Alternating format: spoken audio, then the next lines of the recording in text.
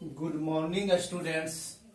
इसके पहले वाले वीडियो में हम आपको सरफेस केमिस्ट्री का पहला पार्ट्स पढ़ा रहे थे, जिसमें करने का आधा अधिशोषण के बारे में और अधिशोषण को कितने भागों में बांटा गया उसके बारे में बताया गया। फिर उसके बाद आपको करने का अर्थ है कि अधिशोषण कितने प्रकार के होते हैं, धनात्मक और ऋणात्मक अधिशोषण के बारे में बताया गया। फिर उसके बाद अधिशोषित पदार्थ में के कणों के बीच लगने वाले बंधन या बल के अनुसार उसे दो भागों में बांटा गया था, यानी भौतिक अधिशोषण और रासायनिक अधिशोषण। तो भौतिक अधिशोषण तक उस वीडियो में हम आपको बताए थे। आज इस वीडियो में हम आपको रासायनिक अधिशोषण के बारे में बता रहे हैं, जिसको कहते हैं केमिकल एडजॉर्प्शन, यानी अधिशोषण की वैसी घटना, अधिशोषण की वैसी घटना जिसमें अधिशोषित पदार्थ और अधिशोषक पदार्थ के अणु काफी मजबूत रासायनिक बंधन से जुड़े होते हैं, काफी मजबूत रासायनिक बंधन से जुड़े होते हैं और इसमें अधिक ऊर्जा उत्सर्जित होता है, और इसमें अधिक ऊर्जा उत्सर्जित होता है। यानी अधिशोषण की वैसी घटना जिसमें अधिशोषित पदार्थ और अधिशोषक पदार्थ के अणु काफी मजबूत रासायनिक बंधन से जुड़े होते हैं और इसमें अधिक ऊर्जा उत्सर्जित होता है, इसमें अधिक ऊर्जा उत्सर्जित होता है, तो उसको हम रासायनिक अधिशोषण कहते हैं। इसी में महत्वपूर्ण क्वेश्चन एक आता है जो काफी इंपॉर्टेंट है, MVVI है, काफी इंपॉर्टेंट क्वेश्चन कि भौतिक अधिशोषण तथा रासायनिक अधिशोषण, रासायनिक अधिशोषण के बीच अंतर, यानी भौतिक अधिशोषण तथा रासायनिक अधिशोषण के बीच अंतर, यानी भौतिक अधिशोषण तथा रासायनिक अधिशोषण के बीच अंतर काफी इंपॉर्टेंट है, परीक्षा में बार बार पूछता है। तो एक कॉलम में हम लिखेंगे भौतिक अधिशोषण, भौतिक अधिशोषण, और दूसरा कॉलम में लिखेंगे रासायनिक अधिशोषण, रासायनिक अधिशोषण। तो बताइए भौतिक अधिशोषण में पहला पार्ट कि इस अधिशोषण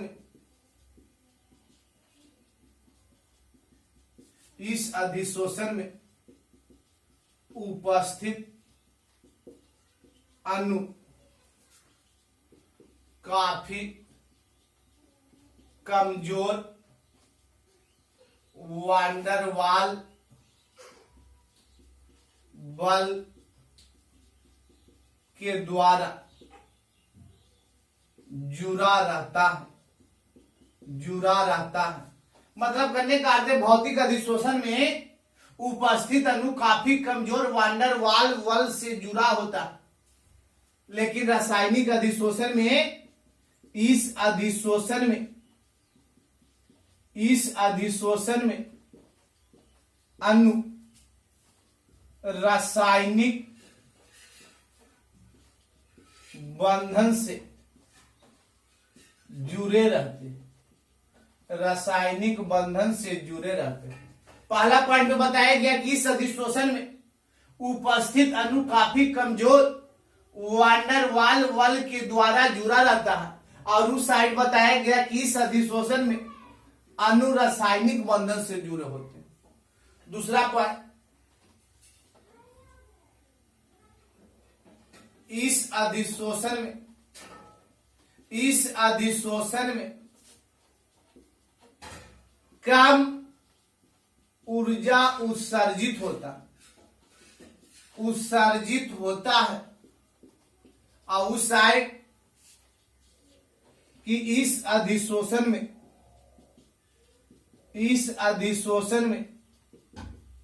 अधिक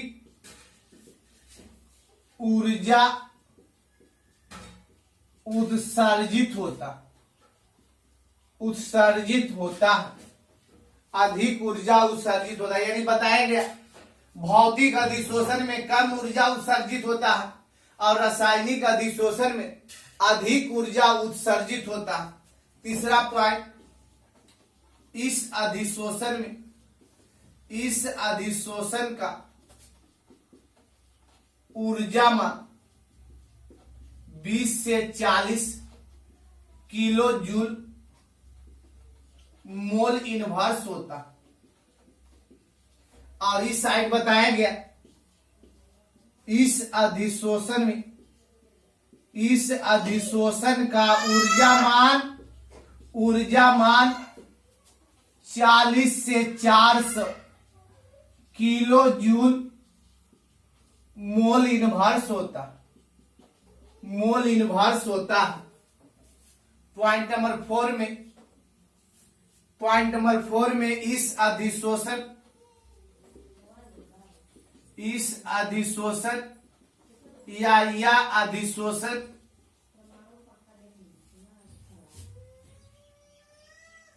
अधिशोषण में अधिशोषित पदार्थ बहुआण्विक स्तर में होते हैं। और इस साइड में इस अधिशोषण में अधिशोषित पदार्थ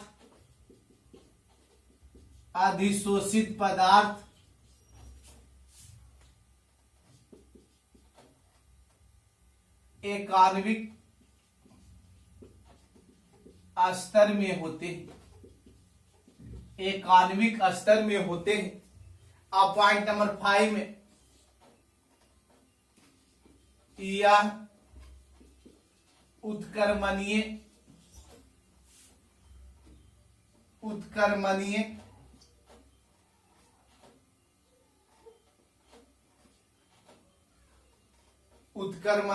होता है। और इस साइड यह अनुत्क्रमणीय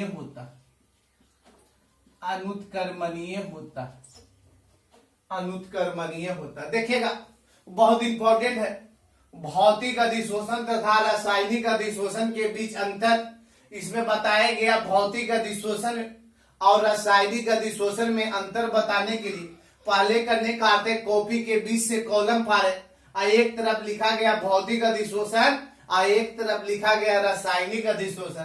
भौतिक अधिशोषण में पहला पॉइंट, इस अधिशोषण में उपस्थित अणु काफी कमजोर वांडरवाल बल के द्वारा जुड़ा होता है। और उस साइड बताया गया कि इस अधिशोषण में अणु रासायनिक बंधन से जुड़े होते हैं। दूसरा पॉइंट बताया गया कि इस अधिशोषण में कम ऊर्जा उत्सर्जित होता है। और उस साइड बताया गया कि इस अधिशोषण में अधिक ऊर्जा उत्सर्जित होता है। और तीसरा पॉइंट कि इस अधिशोषण का ऊर्जा मान 20 से 40 किलो जूल मोल इनवर्स होता है। और इस साइड बताया गया कि इस अधिशोषण का ऊर्जा मान 40 से 400 किलो जूल मोल इनवर्स होता है। यानी भौतिक अधिशोषण में 20 से 40, तो रासायनिक अधिशोषण में 40 से 400 किलो जूल मोल इनवर्स। यह अधिशोषण यानी भौतिक अधिशोषण बहुआण्विक स्तर के होते हैं, तो रासायनिक अधिशोषण एकाण्विक स्तर के। भौतिक अधिशोषण उत्क्रमणीय होता है, तो रासायनिक अधिशोषण अनुत्क्रमणीय होता है। तो करने काटते हैं कि भौतिक अधिशोषण में कौन सा बल कार्य करता, तो वांडरवाल बल। तो रासायनिक अधिशोषण में कौन सा बल कार्य करता, यानी कौन सा बंधन कार्य करता है, तो रासायनिक बंधन। दूसरा है कि करने काटते भौतिक अधिशोषण में अधिक ऊर्जा उत्सर्जित होता है कि कम ऊर्जा, तो कम ऊर्जा उत्सर्जित होता है। रासायनिक अधिशोषण में अधिक ऊर्जा क्या होता है, उत्सर्जित होता है। फिर तीसरा पॉइंट की इस अधिशोषण में यानी भौतिक अधिशोषण में ऊर्जा का मान 20 से 40 किलो जूल मोल इनवर्स होता है। तो उस साइड बताया गया कि रासायनिक अधिशोषण में 400 से 40 से 400 किलो जूल मोल इनवर्स होता है। फिर बताया गया कि इस अधिशोषण यानी भौतिक अधिशोषण में अधिशोषित पदार्थ बहुआण्विक स्तर में होते हैं, तो रासायनिक अधिशोषण में अधिशोषित पदार्थ एक आणविक स्तर में होते हैं। भौतिक अधिशोषण उत्क्रमणीय होता है, तो रासायनिक अधिशोषण अनुत्क्रमणीय होता है। तो इस तरह से आपको बताया गया, काफी इंपॉर्टेंट टॉपिक्स है, काफी इंपॉर्टेंट है, जो परीक्षा में बार बार पूछता है विद्यार्थी। भौतिक अधिशोषण तथा रासायनिक अधिशोषण के बीच अंतर, इसको जरूर से जरूर याद करिए, जो परीक्षा में आपको पूछेगा तो जिसका जवाब आप आसानी से दे सकते हैं। यानी इस अधिशोषण में उपस्थित अणु काफी कमजोर वांडर वाल, तो इधर रासायनिक बंधन। भौतिक अधिशोषण में ऊर्जा का मान कम ऊर्जा, तो रासायनिक अधिशोषण में अधिक ऊर्जा। यानी भौतिक अधिशोषण में ऊर्जा का मान 20 से 40 किलो जूल इनवर्स, तो करने का अर्थ है रासायनिक अधिशोषण में 400 से यानी 40 से 400 किलो जूल मोल इनवर्स। यानी इसमें करने का अर्थ है भौतिक अधिशोषण में अधिशोषित पदार्थ बहुआण्विक स्तर के होते हैं, तो रासायनिक अधिशोषण में अधिशोषित पदार्थ एक आणविक स्तर के होते हैं। भौतिक अधिशोषण उत्क्रमणीय होता है, तो रासायनिक अधिशोषण क्या होता है? अनुत्क्रमणीय होता है। तो इस प्रकार आपको आज बताया गया भौतिक अधिशोषण और रासायनिक अधिशोषण के बीच अंतर, जो परीक्षा में बार बार पूछता है, तो ध्यान दीजिएगा।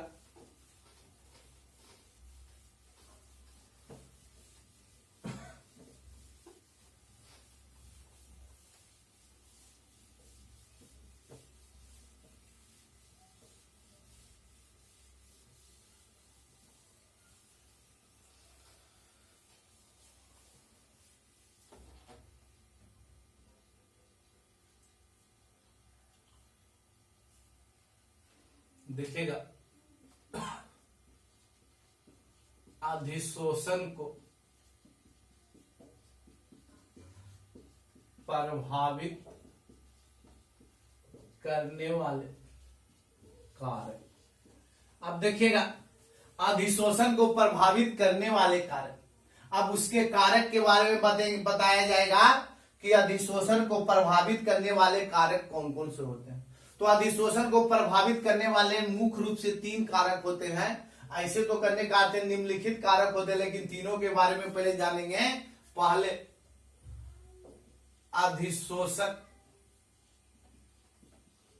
अधिशोषक पदार्थ और अधिशोषित पदार्थ की प्रकृति पर, मतलब करने का अर्थ है अधिशोषण प्रक्रिया या अधिशोषण क्रिया मुख्य रूप से अधिशोषक पदार्थ और अधिशोषित पदार्थ की प्रकृति पर निर्भर करता है। मान लीजिए कि कोई ठोस पदार्थ है, किसी गैस को अधिक अपनी ओर आकर्षित करता है, लेकिन दूसरे गैस को अधिक आकर्षित नहीं करता।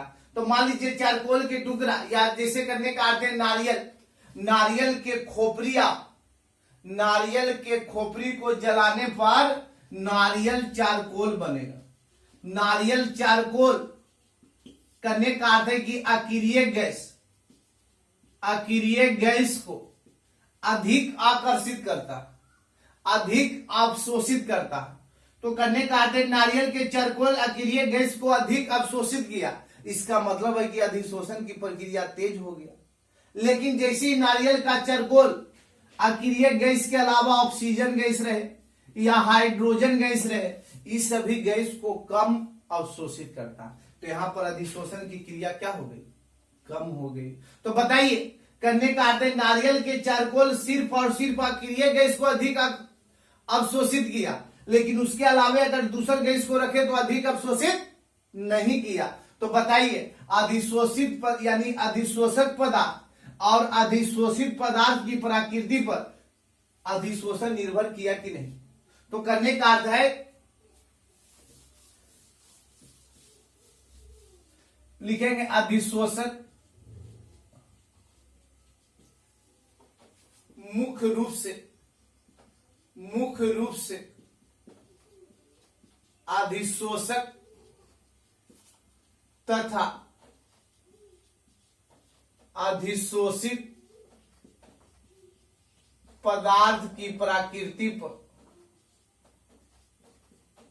निर्भर करता है, निर्भर करता है। अर्थात कोई भी खास पदार्थ, मतलब कहने का अर्थ है खास ठोस पदार्थ, कोई भी खास ठोस पदार्थ किसी गैस को, जैसे अक्रिय गैस हुआ, किसी गैस को अधिक अवशोषित करता है, लेकिन इसके अलावे दूसरे गैस को कम अवशोषित करता है। मतलब बताया गया कि जैसे नारियल का चारकोल मुख्य रूप से, नारियल के चारकोल मुख्य रूप से अक्रिय गैस को अवशोषित करेगा, लेकिन दूसरे गैस को अधिक अवशोषित नहीं करता, तो वहां पर अधिशोषण की क्रिया अधिक अवशोषित करेगा तो तेज, और जहां पर कम अवशोषित करेगा तो वहां पर कम, जहां पर कम अवशोषित करेगा तो अधिशोषण की क्रिया क्या हो जाएगा, कम हो जाएगा। तो बताइए अधिशोषण का क्रिया कभी बढ़ जाता है, कभी घट जाता है, किसके आधार पर, अधिशोषक पदार्थ और अधिशोषित पदार्थ की प्रकृति पर। दूसरा पॉइंट है ताप, जिसको कहते हैं टेम्परेचर। तो तापमान का मान बढ़ाने पर अधिशोषण की क्रिया घट जाता है, अगर तापमान का मान बढ़ावेंगे तो अधिशोषण की क्रिया घट जाएगा, और करने का अर्थ तापमान का मान कम रहेगा तो अधिशोषण की क्रिया क्या हो जाता है, बढ़ जाता है। अधिशोषण की क्रिया क्या हो जाता है, बढ़ जाता है। अगर कहने का मतलब है कि तापमान बढ़ावेंगे तो अधिशोषण का मान भी बढ़ जाएगा, तापमान घटावेंगे तो अधिशोषण का मान भी घट जाएगा। तो बताइए तापमान यानी टेम्परेचर क्या एडजॉर्प्शन को प्रभावित किया कि नहीं। अगर हम तापमान बढ़ाते तब भी कोई भी प्रभाव नहीं, अगर तापमान घटाते तब भी कोई भी प्रभाव नहीं, तो हम उसको कारक नहीं कहेंगे। यानी कारक का मतलब है जो उस प्रक्रिया पर प्रभाव डाले। तो करने का अर्थ है कि यदि तापमान बढ़ाया जाता है, तापमान बढ़ाया जाता है तो अधिशोषण का मान घट जाता है, अधिशोषण का मान घट जाता है। ठीक इसके विपरीत तापमान घटाते हैं तो अधिशोषण का मान बढ़ जाता है। मतलब कहने का अर्थ हुआ विद्यार्थी की तापमान अगर बढ़ाया जाता है, तापमान का मान अधिक होता है तो अधिशोषण का मान कम जाएगा, अगर तापमान का मान कम रहेगा तो अधिशोषण का मान बढ़ जाएगा। तो तापमान भी यानी टेम्परेचर भी, रासायनिक यानी टेम्परेचर भी अधिशोषण को प्रभावित किया। अगर तापमान बढ़ाए तो अधिशोषण घट गया, तापमान घटाए तो अधिशोषण बढ़ गया। तो इसका मतलब है कि तापमान भी रासायनिक अभिक्रिया यानी तापमान भी अधिशोषण को प्रभावित करता है। तीसरा पॉइंट है दाब, जिसको कहते हैं प्रेशर। यानी दाब में वैसा नहीं होता, प्रेशर में वैसा नहीं होता। प्रेशर में करने का अर्थ जैसे जैसे आप प्रेशर को बढ़ाते हैं अधिशोषण भी बढ़ेगा, और जैसे जैसे प्रेशर को घटावेंगे तो अधिशोषण का मान भी घट जाएगा। तो हम लिख सकते हैं कि दाब का मान बढ़ाने पर अधिशोषण का मान बढ़ता है, उसी प्रकार दाब का मान घटाने पर अधिशोषण का मान घटता है। तो देखिए विद्यार्थी, हम आपको बताएं करने का अर्थ दाब जैसे जैसे बढ़ावेंगे वैसे वैसे अधिशोषण का मान भी बढ़ेगा, और प्रेशर जैसे जैसे घटावेंगे वैसे वैसे एब्जॉर्प्शन यानी अधिशोषण का मान भी घटेगा। तो करने का अर्थ है कि अधिशोषण को प्रभावित करने वाले कारक मुख्य रूप से 3 है विद्यार्थी। पहला है अधिशोषित पदार्थ, अधिशोषक पदार्थ और अधिशोषित पदार्थ की प्रकृति पर, यानी अधिशोषण मुख्य रूप से अधिशोषित तथा अधिशोषक पदार्थ की प्रकृति पर निर्भर करता है। और कोई भी खास ठोस पदार्थ किसी भी गैस को अधिक अवशोषित करता है, लेकिन दूसरे गैस को अधिक अवशोषित नहीं करता। अगर जहां पर अधिक अवशोषित किया तो अधिशोषण की क्रिया तेज, जहां पर कम अवशोषित किया अधिशोषण की क्रिया कम। उसी तरह से तापमान यानी टेम्परेचर है कि यदि तापमान बढ़ाया जाता है, यदि तापमान बढ़ाया जाता है तो अधिशोषण का मान घट जाता है। ठीक इसके विपरीत तापमान घटाते हैं तो अधिशोषण का मान बढ़ जाता है। यानी करने का अर्थ है कि तापमान जैसे जैसे बढ़ावेंगे वैसे वैसे अधिशोषण का मान घट जाएगा, अगर तापमान जैसे जैसे घटावेंगे वैसे वैसे अधिशोषण का मान बढ़ जाता है। उसी तरह से तीसरा कारक है दाब यानी प्रेशर। दाब का मान बढ़ाने पर अधिशोषण का मान बढ़ता है, उसी प्रकार दाब का मान घटाने पर अधिशोषण का मान घटता है। दाब का मान घटाने पर अधिशोषण का मान घटता है। तो देखिएगा ये आपका कारक हुआ था। अब इसके बाद अधिशोषण का उपयोग बताएंगे। अधिशोषण का उपयोग कि अधिशोषण का उपयोग क्या है। देखिएगा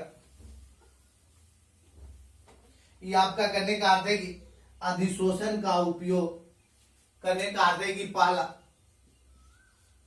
हेडिंग देंगे अधिशोषण का उपयोग।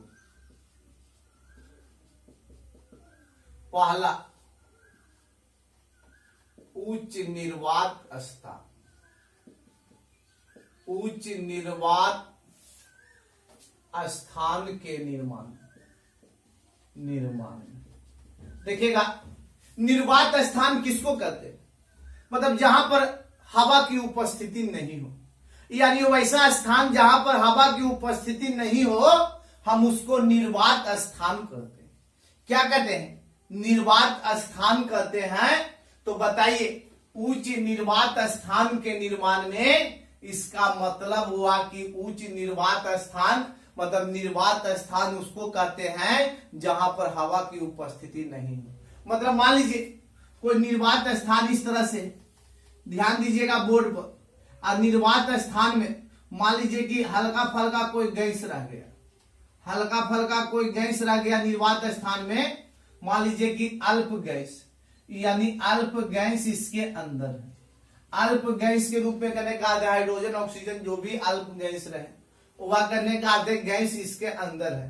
तो करने का अर्थ है कि अगर इसमें हम चारकोल के टुकड़ा को डाल देते, इस चारकोल का टुकड़ा, चारकोल के टुकड़े को डाल दिए, तो इस चारकोल का टुकड़ा क्या किया, जैसे ही करने का अर्थ निर्वात स्थान में हम चारकोल के टुकड़ा को डाले तो पहले से जो अल्प गैस है उसको भी यह चारकोल का टुकड़ा अधिशोषण प्रक्रिया का उपयोग करके उसको अधिशोषित कर लेगा, यानी उसको अवशोषित कर लेगा। मतलब करने का अर्थ है कि निर्वात स्थान में यदि अल्प मात्रा में कोई भी गैस रहता, यानी निर्वात स्थान में कोई भी गैस अल्प मात्रा में रहता है तो उस स्थान में चारकोल के टुकड़े को डाल देते हैं तो अधिशोषण प्रक्रिया का उपयोग करके उस निर्वात स्थान को उच्च निर्वात स्थान में परिणत कर लेता है।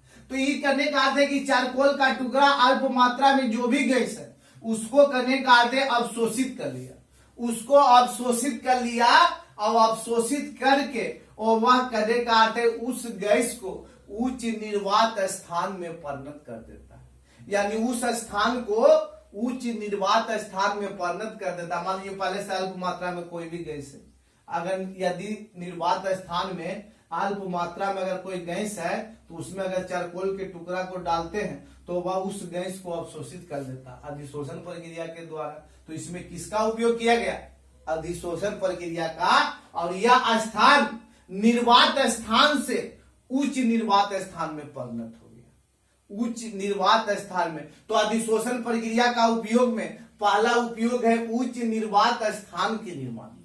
उच्च निर्वात स्थान के निर्माण में, तो उच्च निर्वात स्थान के निर्माण में चारकोल का उपयोग किया जाता है। कौन सा प्रक्रिया का उपयोग करके? अधिशोषण प्रक्रिया का उपयोग करके। तो यदि निर्वात स्थान में अल्प मात्रा में कोई भी गैस उपस्थित होता तो उस निर्वात स्थान में चारकोल के टुकड़े को रख देने पर उस निर्वात स्थान को रख देने पर अधिशोषण प्रक्रिया के द्वारा वह निर्वात स्थान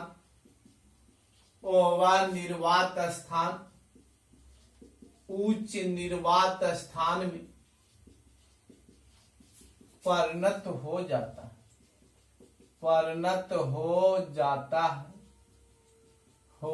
है।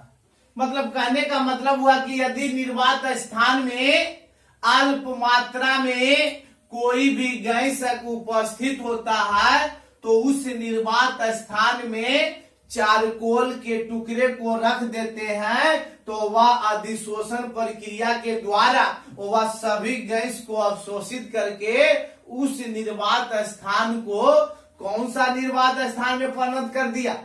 उच्च निर्वात स्थान में परिणत कर देता। उच्च निर्वात स्थान में परिणत कर देता है। और उच्च निर्वात स्थान के निर्माण में कौन सा प्रक्रिया का उपयोग किया गया? अधिशोषण प्रक्रिया का उपयोग किया गया। तो आज के वीडियो में हम आपको करने का अर्थ बताएं, रासायनिक अधिशोषण का परिभाषा बताएं, फिर उसके बाद भौतिक अधिशोषण और रासायनिक अधिशोषण के बारे में अंतर को बताया गया जो काफी इंपॉर्टेंट होता है। उसी तरह से आपको करने का अर्थ है अधिशोषण को प्रभावित करने वाले कारक के बारे में बताएं, जो 3 कारक हैं। अधिशोषक पदार्थ और अधिशोषित पदार्थ की प्रकृति पर, दूसरा तापमान हो गया, तीसरा प्रेशर यानी दाब हो गया। उसी तरह से तीनों के बारे में आपको जानकारी दिया गया। और फिर चौथा पॉइंट, फिर अगला पॉइंट में आपको बताया गया अधिशोषण का उपयोग, जिसमें आपको पहला बताया गया उच्च निर्वात स्थान के निर्माण में, और उपयोग आपको अगले वीडियो में बताया जाएगा। तो इस सभी को ध्यान से समझ लीजिए, ध्यान से समझिए और ध्यान से इसको देखकर कॉपी पर लिखने का कष्ट कीजिए। और जिससे कॉपी पर लिखिएगा तो फिर आपको करने का अर्थ कभी दिक्कत होगा तो आप करने का अर्थ देख सकते हैं। इस वीडियो को ध्यान से समझकर फिर करने का अर्थ आप लिखने का कोशिश करिएगा, तो फिर करने का अर्थ क्लियर हो जाएगा। फिर उसके बाद आगे दिक्कत नहीं होगा। तो फिर इतना क्लियर कर लीजिए, फिर उसके बाद हम आपसे अगले वीडियो में मिलते हैं। इस सरफेस केमिस्ट्री चैप्टर आपको पढ़ाया जा रहा है, जो करने का अर्थ काफी इंपॉर्टेंट है। इसमें आगे और इम्पोर्टेंट टॉपिक्स आएगा, तो जिसके बारे में आप ध्यान से इसको देखिएगा। फिर हम आपसे मिलते हैं अगले वीडियो में।